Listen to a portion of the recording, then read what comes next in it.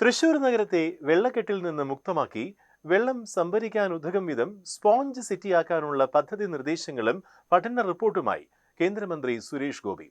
മഴവെള്ളം മണ്ണ് ആഗിരണം ചെയ്യാനാകും വിധം നഗരത്തിന്റെ ഡിസൈൻ മാറ്റുന്ന ക്രമീകരണമാണ് ലക്ഷ്യം.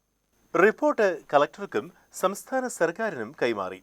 സംസ്ഥാനത്തിന്റെ തീരുമാനം വരുന്ന മുറയ്ക്ക് കേന്ദ്ര ഫണ്ട് ലഭ്യമാക്കുന്നതുൾപ്പെടെ ആലോചിക്കുമെന്ന് സുരേഷ് ഗോപി അറിയിച്ചു.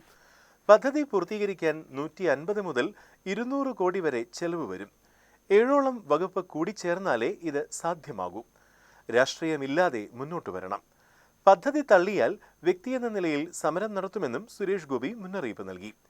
വേലിയേറ്റ സമയത്ത് പമ്പിംഗ് വഴി ഇടിയൻചിറയിൽ നിന്നും ഏനാമാവിൽ നിന്നും വെള്ളം പുറത്തു കളയാൻ റിമോട്ട് സംവിധാനം പദ്ധതിയെക്കുറിച്ച് സംസ്ഥാനം മറുപടി പറയണം.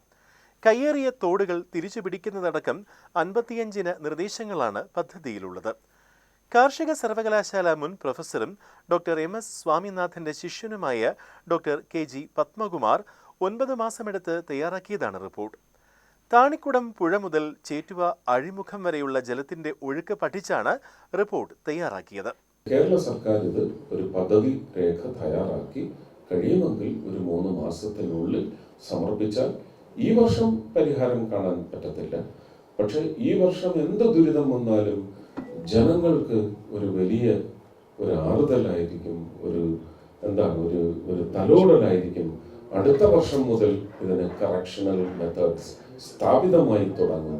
അതിനടുത്ത വർഷം ഇത് പൂർണ്ണമായി നമുക്ക് ഒരു ഭീതി രഹിത വർഷകാലം നമുക്ക് ആനന്ദത്തോടെ സ്വീകരിക്കാൻ സാധിക്കും.